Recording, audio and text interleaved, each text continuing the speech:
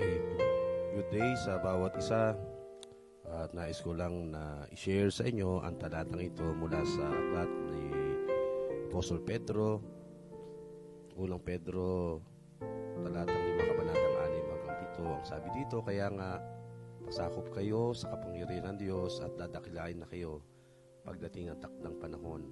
Pagkatiwala nyo sa Kanya ang inyong mga alalahanin sa buhay sapagkat siya ay nagmamalasakit sa inyo.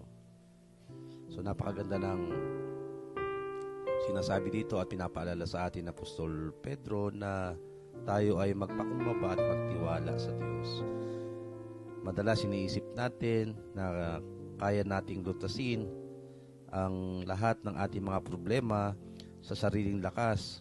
Ngunit pinapaalala ng talatang ito na ang biyaya at pagpapala ay dumarating sa magitan ng pagpapakumbaba natin at pagkitiwala sa ating Panginoon.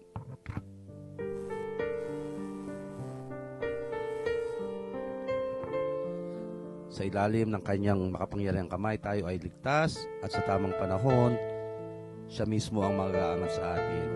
At kung may bumabagabag man sa atin ngayon, pagkatiwala mo ito sa Panginoon, hindi siya bingi sa iyong panalangin at hindi siya bulag sa iyong mga luha. Mahal ka niya at nais niyang pagpalain at pangalagaan ka. Kaya salamat at pagpalain tayo lahat ng Panginoon. God bless you all.